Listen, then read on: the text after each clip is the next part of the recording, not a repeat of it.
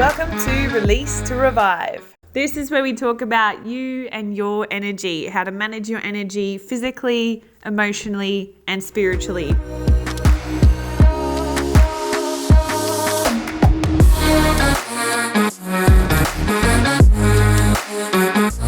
Welcome back, everyone. So today I've got a really special guest, Madeline Evergreen, and she is a treat to have on this show. She hosts her own podcast called The Beginner's Guide to Human Design. And you guys have heard me mention human design before. So make sure you're tuning in because you're going to learn something new today. She has so much knowledge on this. She's lived through it, which is what I love the most. She's actually helped her own health with it a lot. And I love that she also incorporates things that she can do for others as well to embody it better. So then doing like breath work with it.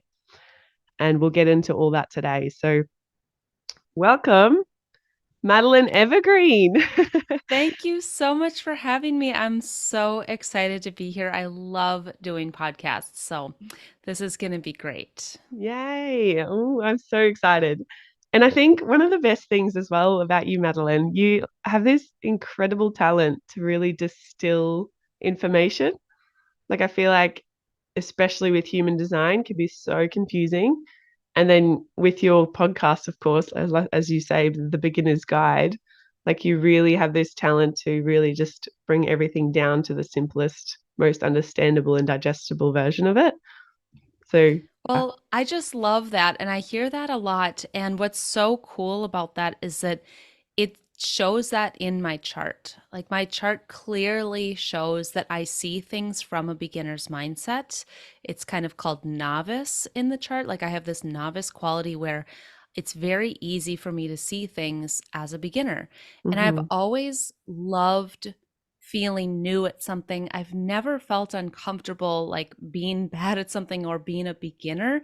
And I've noticed in my life, a lot of people really hate that stage. They prefer to be an expert or to be really good at something. And I think that's why I'm able to teach, you know, really almost anything to somebody who doesn't know something. I have a long background in teaching group fitness and also nutrition, and I've always specialized in working with people who are completely out of shape and never exercised or have no idea what to do with their nutrition.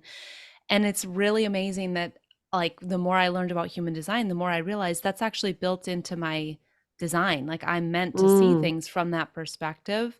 So it just comes natural to me. yeah. Yeah. And I want to dive into that just briefly. Like you have so many different things on your resume, I'd say. Like you've Hmm. done so many different things, especially in the fitness and health industry. And I know that you've gone into this in other conversations, but you dove into health because of your own story too. Like you were, yeah, there's a long story. You guys can hear that on her own podcast as well. Um, like when you were a younger girl, you struggled with your health and then you found your way through nutrition. And then it's similar, like I can relate to that because I was always kind of the sick kid between my brothers and I. Hmm. And then, yeah, just always on the hunt for how to be better and feel more energetic and healthy. So, Yeah, and what's really amazing about all of that is that I did a lot in nutrition and exercise, personally in my own life, I embodied it, but I also turned that into my whole career. And I mm, was still really sick. Like it didn't really help me all that much. And it wasn't until I started learning much more about human design and also manifestation and just different types of mindset techniques where my mhm, body changed like in a month. Like I had 31 years of everyday severe health problems, no matter how perfect my lifestyle was, and my mm, diet, and my supplements, and my detox, and everything. But it really wasn't until I started living according to my design and changing my default thinking, which was so hard, but so effective, that my body literally changed to a different body. It's yeah. wild to me. And then since that experience, I've found a lot of other people that have also had that experience. It's really cool to have been through that. Yeah. Yeah. And as you said, like the mindset and manifestation part of it. So did you, I'm wondering, which leads us to kind of the first question I had for you. What is it that you think you did specifically? Like you started following your chart, but is there anything else that you did on top of that, manifestation wise, Yeah. um, to kind of create that healthier day for you? Like I always see it as like manifesting your ideal day because that's kind of like your day is your life essentially. Yes. Yes. So I did a lot. First, I was already doing all the doing. So I was eating like my diet and my exercise and my supplements, all of that did not change. So I was Hmm. already doing the physical stuff that one needs to do in order to be healthy. You can't just think your way to healthy or manifest your way to healthy. You do have to do it. But I was doing it for like a decade or more. So I had that down, but it really didn't get me the results that I wanted or needed. I was still quite debilitated. So the main things looking back now that I can see that I did without really knowing what I was doing. Mm. It's interesting. Like I'm reading all these books and I'm like, oh my God, that's what I did. And I'm reflecting back and seeing that I just figured it out myself, but now I'm actually reading books about how to do it. One of them is that I realized that I was actually getting off, like I was getting pleasure from other people seeing me as a sick person. So, Mm. like every time I would tell my husband or my mom or my friends or my clients, like, oh, I'm nauseous today, or I'm sick, or I suffer from bloating, or I'm sensitive to dairy, when I would say things like that, at a very, very deep unconscious level, I was getting a sick amount of pleasure from other people feeling bad for me for having all those problems. So it sounds insane, but it's actually true. We all have these weird ways of getting off on our own pain. Mm. And I learned so much more about that recently when I read the book Existential Kink by Carolyn Elliott, I think. Yeah. I struggle with remembering authors' names, but Existential Kink really taught me that that's actually what I did without knowing that book first. So, what I did was I immediately stopped um, taking pleasure in other people thinking that I had a health problem. So Mm. that meant I kind of stopped talking about it. Like I didn't tell people like I'm feeling off today or I'm having like a sickness or I'm bloated or I'm whatever. I didn't tell anybody anything unless I really needed to for a specific reason. Like if I really needed to let my husband know that because I need to cancel plans because Yeah. I'm feeling, for more of a practical reason. And then I would not allow myself to indulge in his response. And so I really didn't change much other than I stopped letting myself experience pleasure from other people feeling bad for me. I Mm. also did a lot of other things, weird little things on the same sort of lines. Like I changed my Instagram handle. It used to just be my name.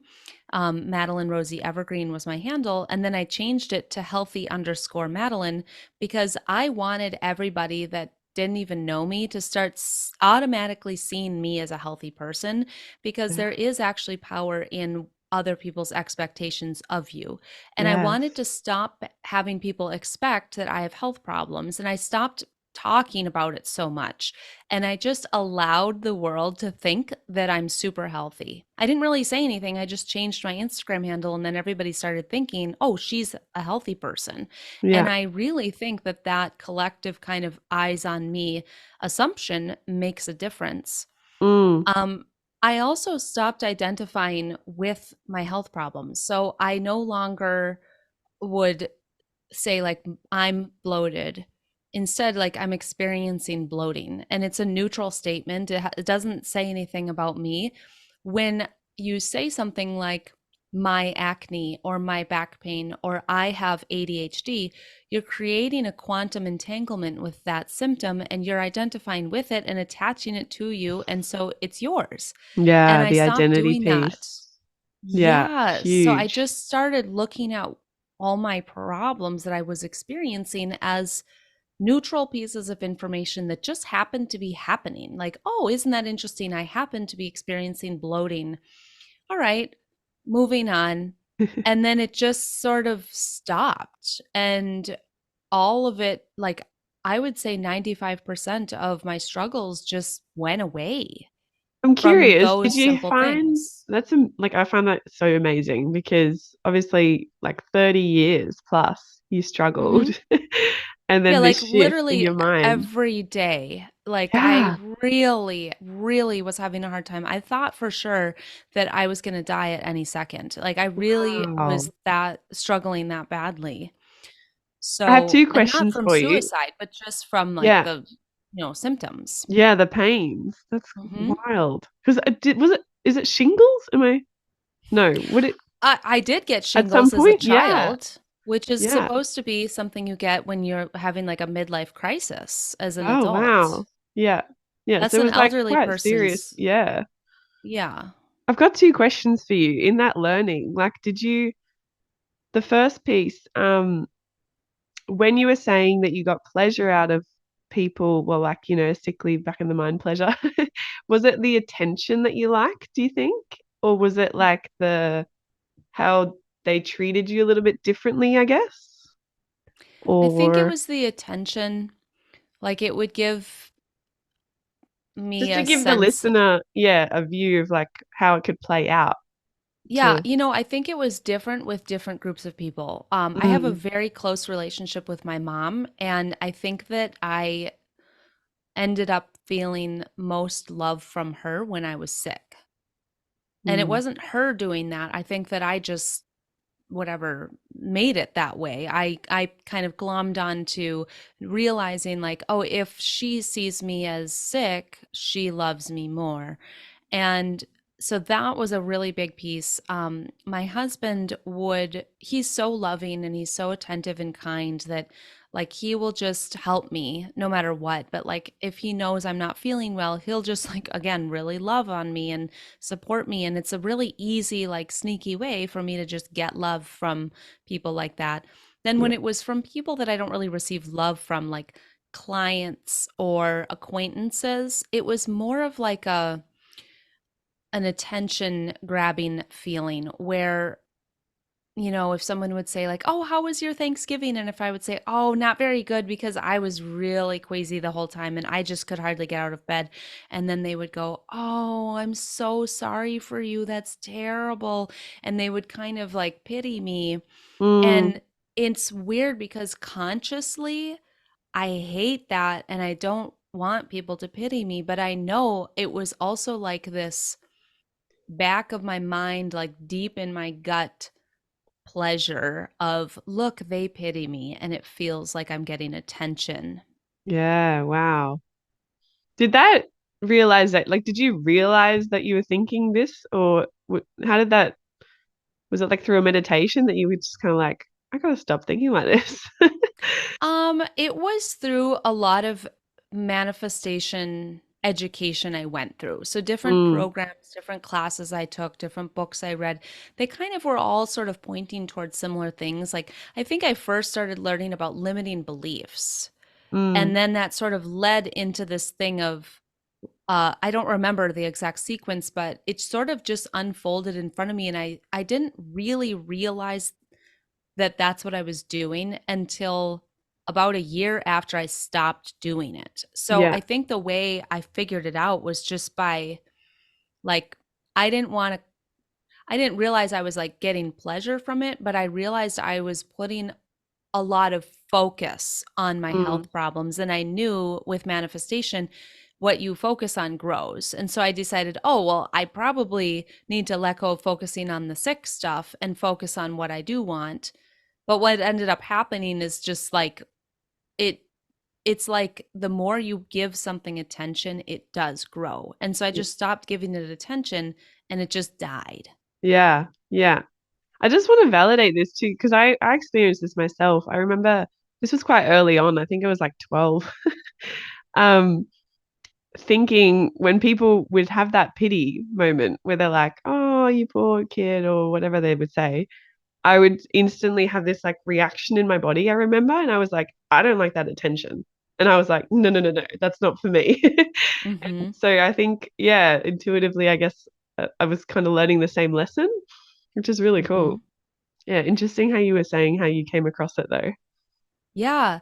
And at the same time as all of that is when I discovered human design. And that's when I started going crazy, like just as a hobby, learning about human design. And I was like frantically trying to readjust my entire life to live according to my design because I was so obsessed with it.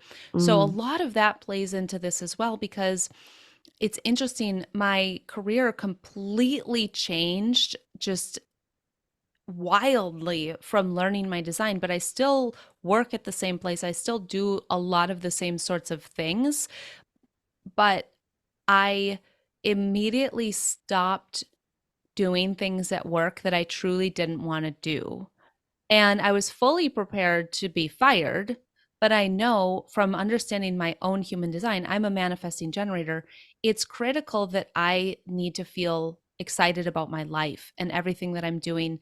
And it's not just critical for me, but it's critical for everyone around me because my role as a human, as a manifesting generator, is to create energy.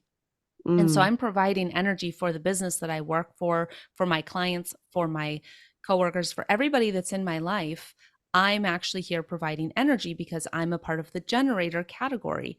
And if I'm doing too much of things I really don't want to be doing, then I end up not making energy. And how that would look realistically is like every Friday, I would cry on my drive home from work.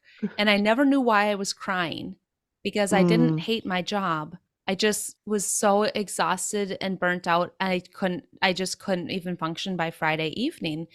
And I never did anything on a Friday night because I just had to like crash. And Yeah. then it's fascinating because like I said, my job isn't all that different now. My everybody's the same. I still work for the same person, the same place, but I don't do certain things and I do other things that I do want to do. And Yeah. they're even small tweaks. And I made it clear like it's not going to work for me to do that anymore. So what's the solution? Yeah. And then they just figured it out. It just worked out that way, but I also knew maybe I can't work here if it doesn't work for them.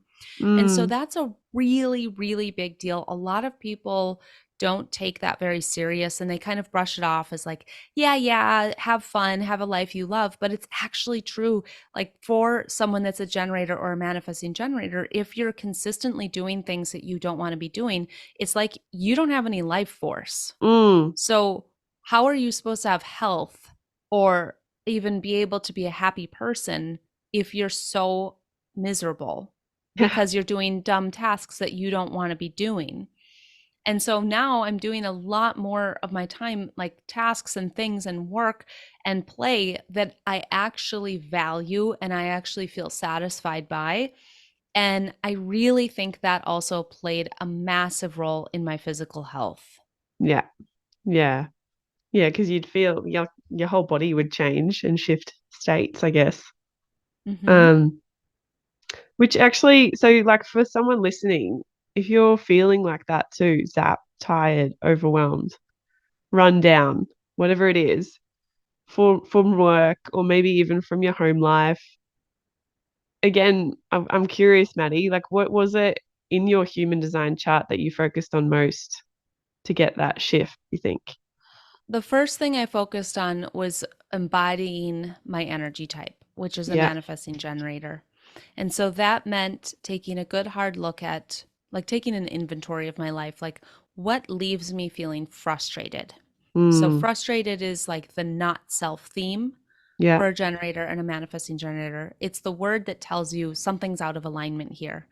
And when I feel frustration, I need to either change the situation or change my attitude. So that's what I did. I started looking at my life like, okay, is this working for me? No. Do I want to get rid of it? And if the answer is no, like I don't want to get rid of my job, then I'm going to have to change my attitude, or I'm going to have to show up differently, or I'm going to have to speak for my needs or my desires and Hmm. try and tweak the situation so that it leaves me feeling satisfied. Yeah. That's another key word for a generator or manifesting generator. So that's the biggest thing I ever even did with my design is really embody that. Like I need to have a life that almost all the time leaves me feeling satisfied to have done that thing. And I Hmm. do a lot of hard things. It doesn't mean I just have fun, but it means that at the end of my tasks, I feel like that was worthwhile and satisfying and a good thing to have done. I don't feel like, oh, why me? Why do I have to do that? And if I keep feeling like woe is me, then I have to stop immediately and say, I either need to get rid of the thing or the task, or I have to change my attitude right now because I'm the one that's being affected by the woe is me Yeah. attitude. Yeah. Now, just to give human design a bit of more of a highlight here, Mm-hmm. I feel like someone listening who's also a manifesting generator would be like, yeah, but that's for everyone. And you're like, well, no. Because this was me when I first learned about human design. I was like, oh, I'm different. I was like, wow, okay, right. Because the whole reason I even started this podcast as well was to help people with their energy. Because I was Mm-hmm. struggling with my energy. I'm a projector, guys. Projectors are non-energy beings, they're called. I'm doing like Mm-hmm. quotation marks because we have energy, but it's just different. Like it goes ebbs and flows, and yeah, Maddie will tell you more. But Yeah, yeah, I what would you love, say, like, yeah, for someone I that's a just different love energy type, let's say? that you brought up too that like a generator or a manifesting generator listening to what I said would be like, duh. But Yeah, it's actually not true if you're a projector, a manifester, or a reflector. yeah, What I was talking about feeling satisfied would just be nice. That'd be nice. And it's like a cherry on top for those other mm, three energy types, but it's actually not critical and it doesn't really make that much of an impact, especially for a projector. Feeling like you love everything in your life, it's like it doesn't make sense to a projector. I've never met a projector that actually wants that kind of life.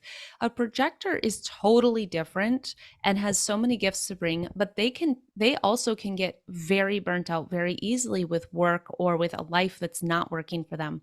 So a projector is supposed to be like this bird that's sitting up on a branch and watching everything from a bird's eye view, and they see things differently, and that's their work.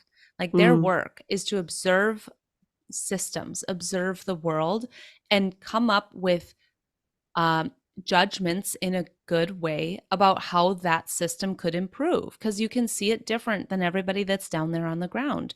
So a projector does really well getting down and dirty and doing work or effortful things for a short amount of time compared to everybody else, like yeah, maybe 2 or 3 hours a day, or maybe you work 1 week out of a month or something like that. But it doesn't mean you're just sitting around doing nothing the rest of the time.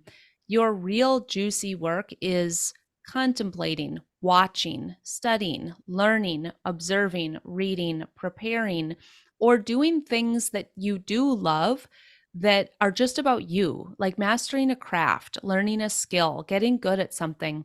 And then when you do that as a projector, you like pump up your projector aura and you make yourself so attractive that other people will glom onto you and they'll want your advice. And you're here to give advice. Like you're here to tell people how to do things better.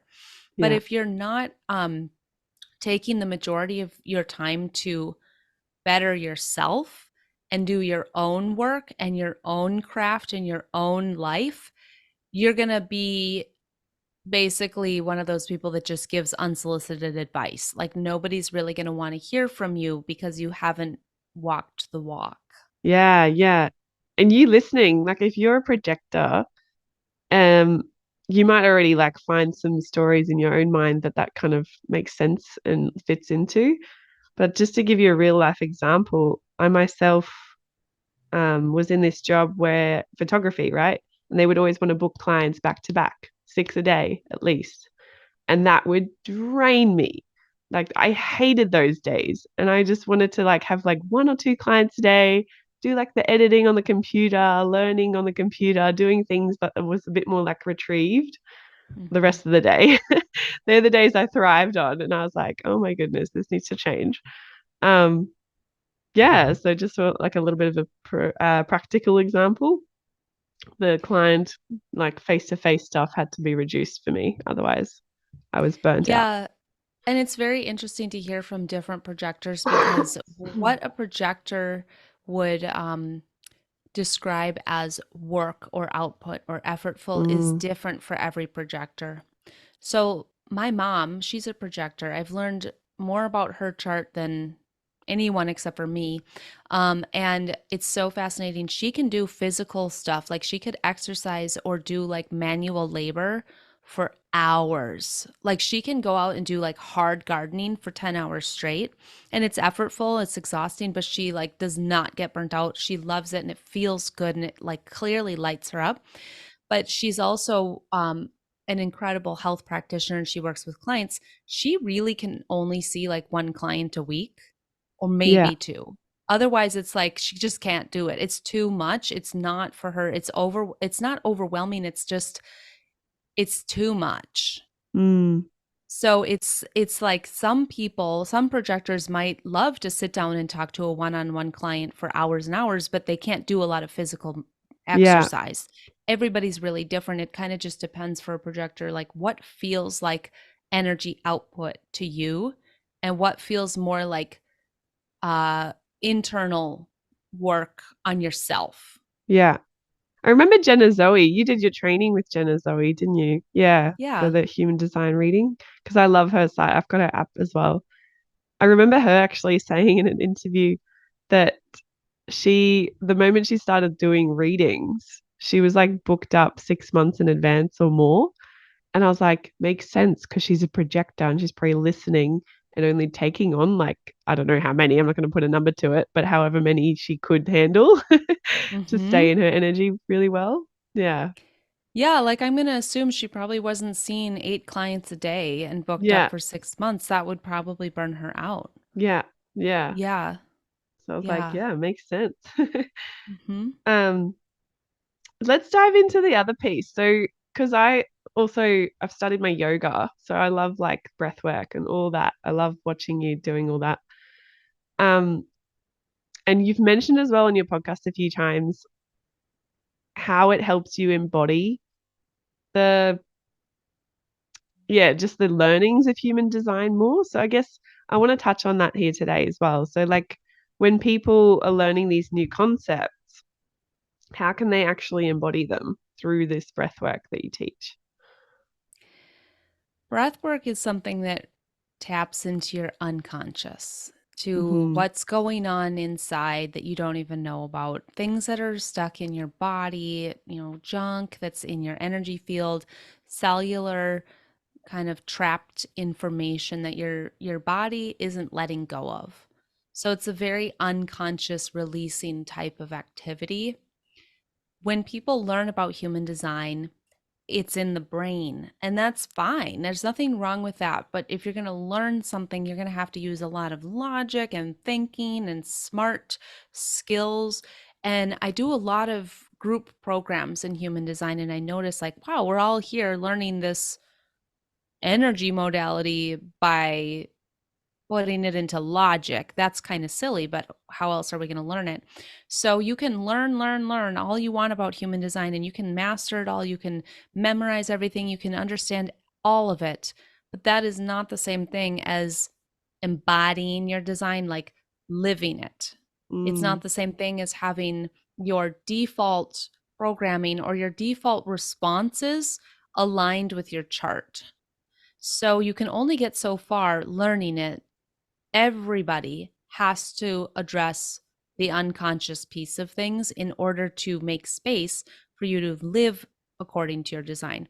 So what I like to do is I like to pull in breath work for people and have them do a breathwork workshop, like an hour long type of experience where whatever comes up needs to come up. It comes up for release. It usually comes out as an emotional release, like crying or laughing or yelling, or it might be a lot of physical release, like shaking or moving around, or it might be vocal, like they might be saying things or again yelling or that kind of stuff. Just stuff starts to move and come out of you when you do this special breathing and you listen to this special music, and it's this whole like process.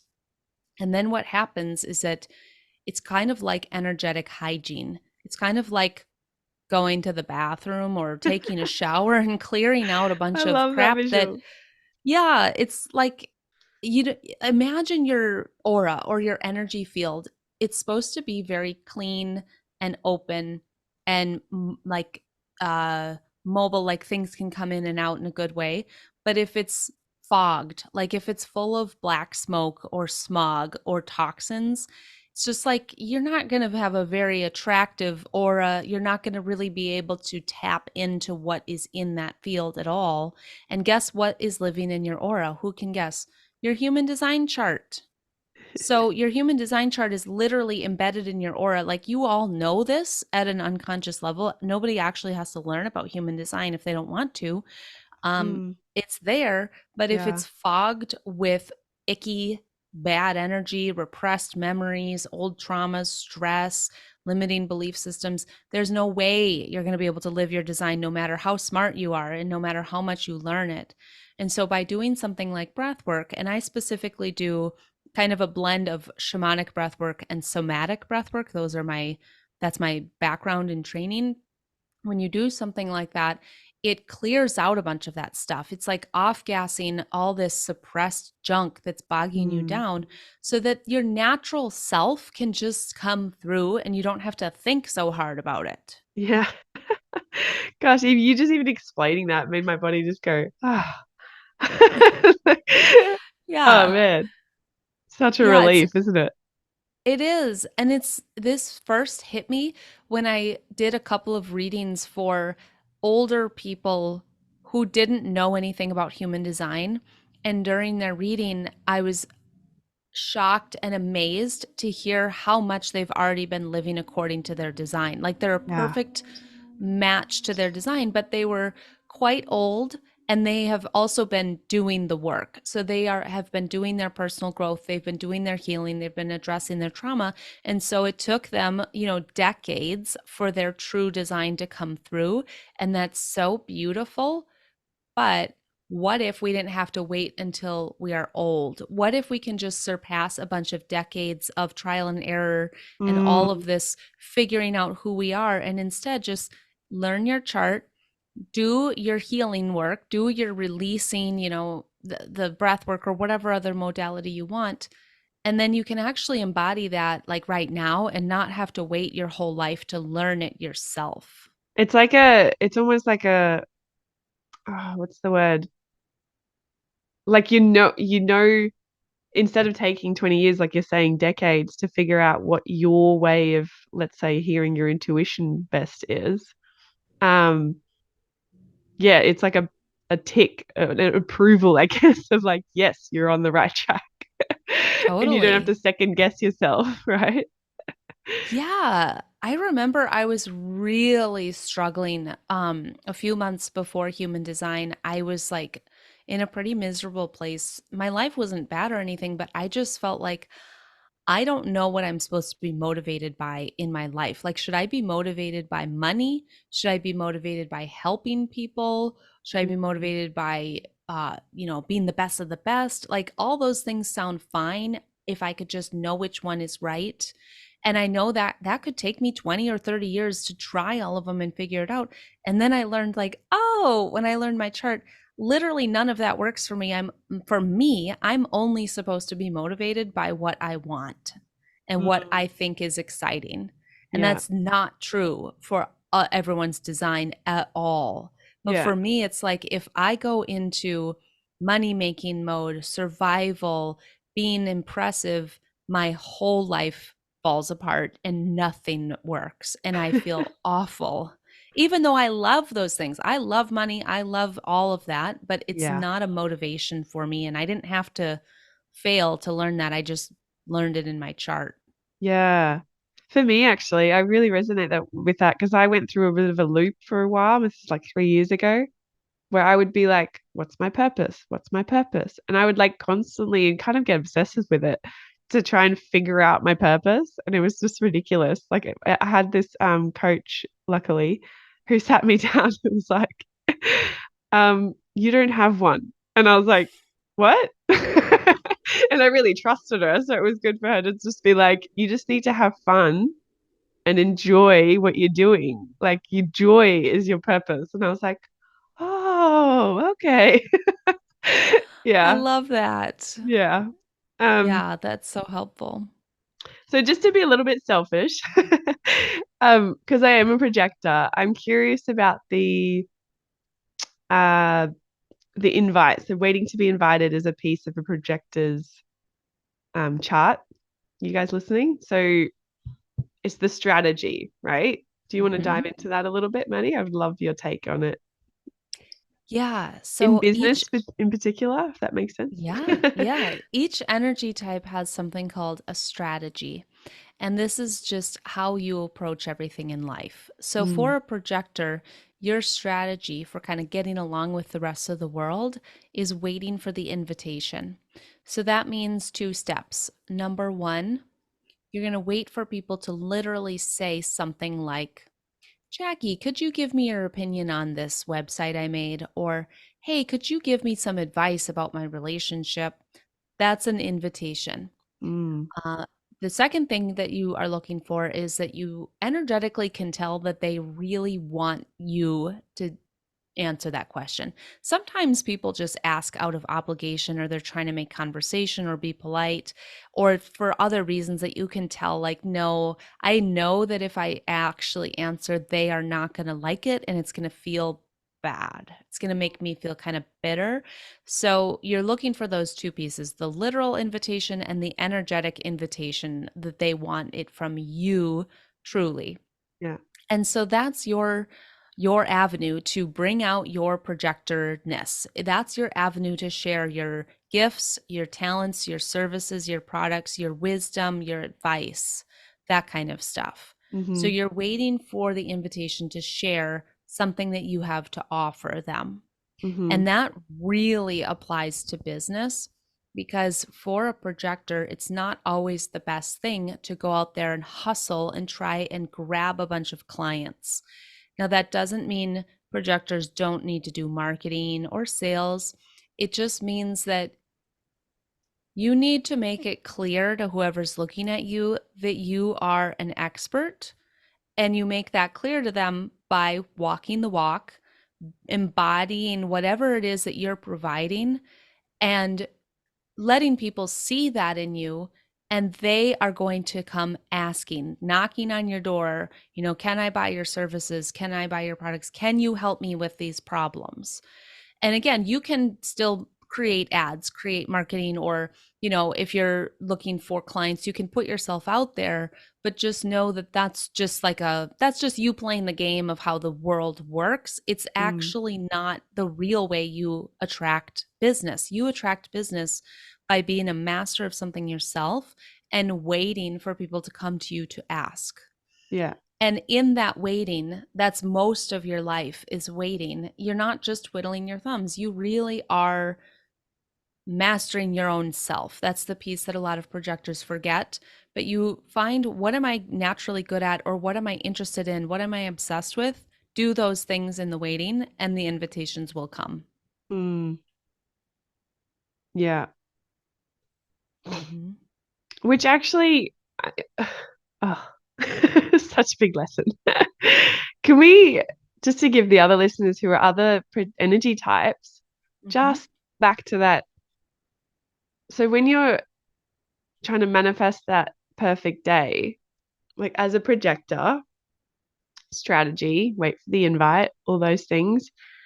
I feel like the manifesting is such a buzzword at the moment. And I just want your take on, just briefly, on each of those energy types, because what one person says about this is how you manifest, it's like different for every type though. So, and I know you Mm-hmm. go into the arrows, but we won't do that today. Mm-hmm. But maybe just focusing on like the two basics of the um energy type and the strategy first, of what would be tweaked, of like Yeah. manifest advice that's out there, or like that you've Yeah. been following. When I teach manifestation, I actually focus on a couple of different pieces. So I'm not gonna quite answer the way you asked, but Yeah. that's okay. So I do think that people need to focus on the arrows. So there are Okay. a couple of different arrows on the chart, Yeah. which it's not going to be helpful to go into them verbally here, but just know that there are certain arrows on your chart that do teach how you best manifest, like if you should be Mm, manifesting specifically or not, and if you should be really active, like do rituals or not. And so that's something that I teach pretty deeply to a lot of my clients and people in my programs. But also, following your strategy and your authority is enormous for manifestation. So that's where the energy mm, types do come in. Each of the 5 energy types have a strategy, which we can go through kind of briefly in a moment here. But the authority is also a big piece. The authority in human design is like your unique type of intuition. It's that yeah. one voice in your head that you actually should listen to make a decision. So the strategy is like, how do you make things happen, especially in relationship to other people? The authority has nothing necessarily to do with other people. It's more like, what's your intuition telling you? And when you combine those together, you are going to be automatically manifesting the best life you possibly could without even trying. Just Mm, you living, just step by step, day by day, following your strategy and your authority. It's like breadcrumbs leading you towards the next best thing in life. yeah. So it's effortless manifestation. It's just you plugging into 24/7 manifesting on purpose rather than 24/7 manifesting by accident and you just get what you get. Yeah. Do you have any So, stories for yourself, like oh my following God, that? so many, What so did many what did because work out? I'd love to know. yeah, I have a lot. I think I'm going to tell one right now that I'm in the middle of. It Okay. hasn't completed yet, but it's been interesting. My husband and I really want to go to Europe. And we've been wanting to go to Europe since the very first time we ever had a conversation, actually. And we've been together almost 7 years and we haven't gone, haven't even been close to going. Yeah. And so in the past, when we've tried to plan these trips of Europe or these trips to Europe, we've looked back now and see we were doing it totally not with our strategy and authority. He's a Mm, generator. I'm a manifesting generator. So we're very similar in how we use our strategy and authority.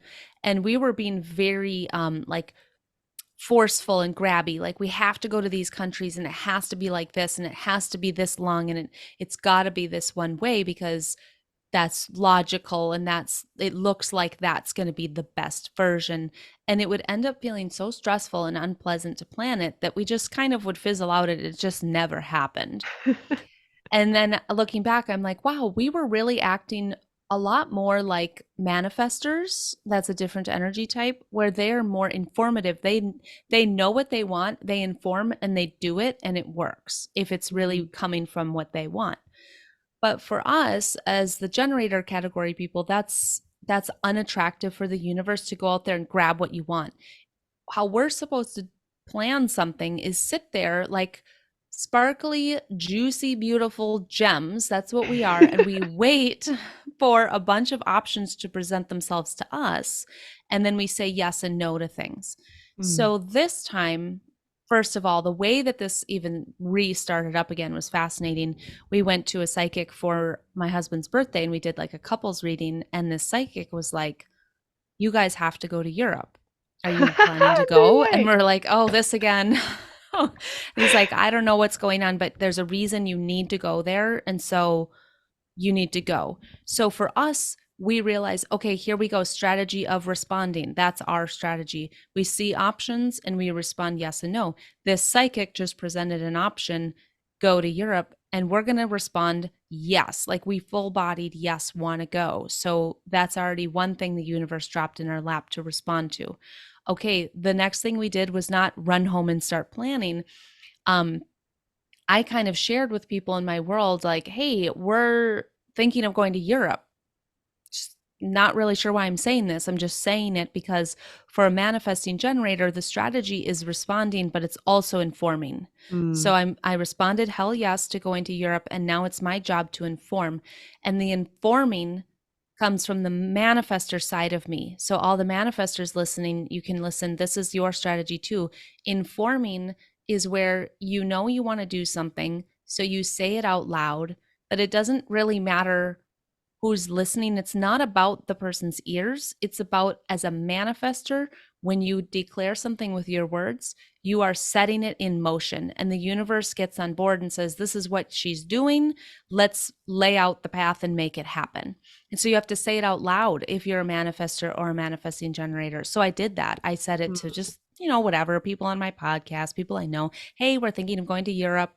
End of story. And then all these options started popping in. Somebody invited me to come to Amsterdam and do a workshop there. Great. Somebody said, oh, you have to go to France. Okay, I'm going to respond yes or no to that. We're looking at these different options of places to go, and we're not looking based on what we think would be best or what we think we want. We're responding like, if there's choices, we're saying like, yeah, that looks like something I do want to look into. Let me look further and further. And what's really amazing is that this trip is unraveling into something I never would have planned. Like, we're going to go to Mm. Romania. How would I never even thought about Romania once in my life, but something showed up and we both felt like, yes. And then Cool. something else, we've talked about going to Croatia and seeing the pyramids for years, but it's interesting. Every time we look into it, I just feel like, this is not working for me. This doesn't feel good. It makes me drained. So far, we're not doing that, even though in our heads we think that sounds good. Yeah. So we'll see how it all unfolds, but that's how my husband and I really plan our life. Is like, does it feel like a hell yes? Was the option presented to us, or did we go out there and force it to happen? Mm. And when we just wait for things to unfold like that, and we keep just responding yes and no in the moment, it always turns into the best surprise ever that we never could have expected. And it's so much better than we could have come up with in our own heads. Yeah. Yeah. That's a great story. Have you booked flights or is it? Not yet, but any day now we will. We're getting really close to having some of it like kind of nailed down and defined. Yay. That's Hmm. so cool. I've got a little bit of like a travel thing as well that hasn't happened yet for like 7 years. So totally, Yeah. I get the feeling. Uh, Yeah. yeah. We Don't also force look it, right? back. What? Don't force it. No, no. Yeah, it's interesting. We also realized the other day we had a really unique wedding. Mm, And the other day we both realized, like, oh my God, our wedding ended up like we followed our human design to plan our wedding, and we didn't know it. We didn't know about human design then, but it was literally like the best wedding ever, at least in our point of view. yeah. And it was so random and weird, and it just all came together at the literally the very last second. But along the way, the whole thing was like, yes, no, yes, no, yes, no. And things kept changing. We changed the venue a couple weeks before, we changed the date 2 days Yeah. before. Like, it was all up in the air until it was literally happening. And it ended up perfect because we just, neither of us cared how it ended up. We just wanted it to just work out. And it just Mm, did, because we were just carefree to say yes and no to whatever happens. yeah. And it turned into literally like a wedding we never could have planned. Yeah. I love that your husband's so on board because I know like my partner doesn't read up on or like he hasn't asked me much on human design and I'm waiting for the invite. Hmm. But I'm like, oh, dropping pieces here and there. And I just love like I, I- it's made my relationship with understanding him much better because he's a manifesting generator. So I would ask these like broad questions of like, where do you see us going in life? What are your big dreams? Like I'd want to know these things about him. And we've been together many, many years, but he's like, he never really knew how to answer them. And now I Hmm. get it. I'm like, oh.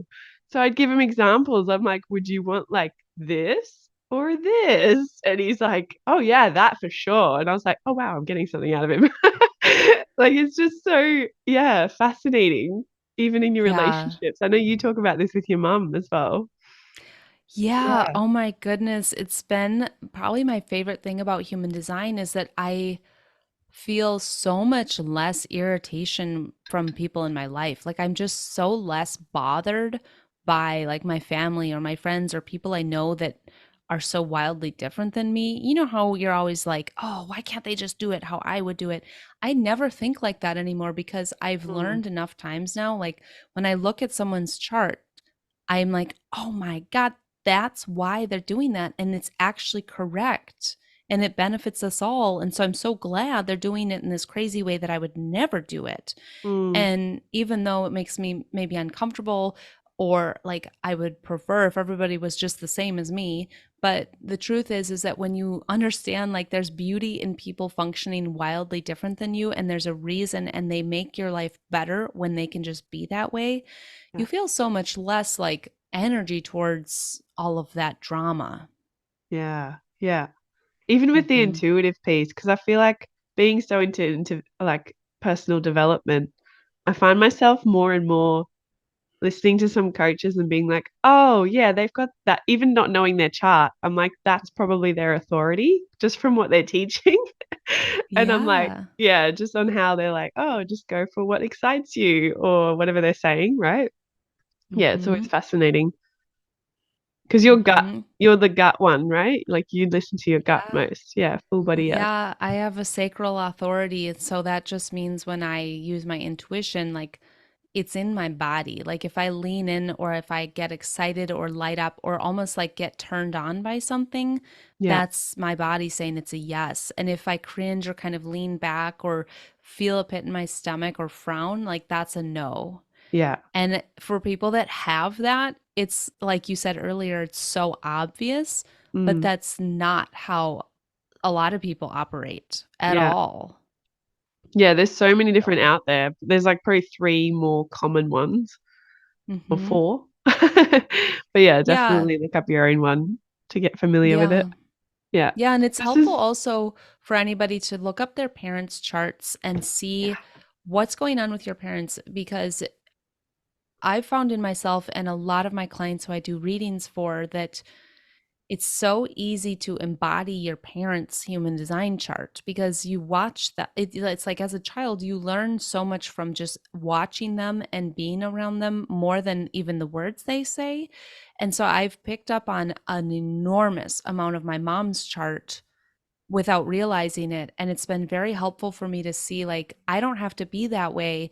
And it's great that she is, but let me do it the way that I'm built.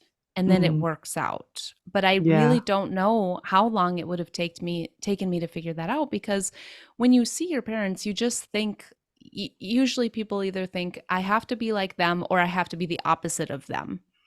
And that's not true at all. It's like, you just Mm. have to be what you are, but how are you supposed to know who you are?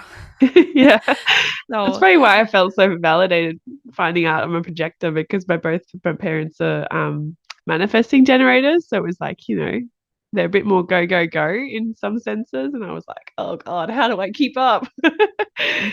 Yeah. Yeah. Yeah. Wow.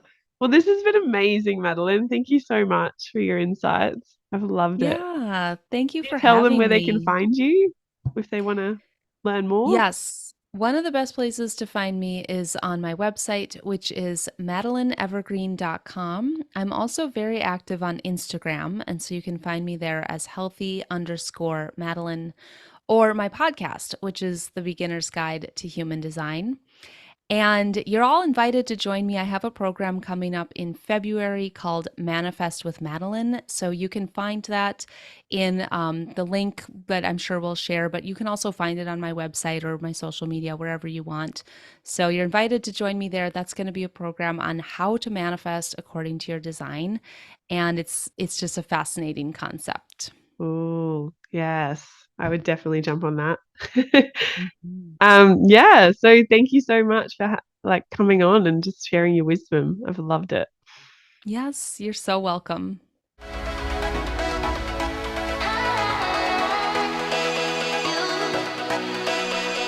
Oh my gosh, you guys. I cannot tell you how starstruck I was. I did tell her this before our conversation, so it's not weird.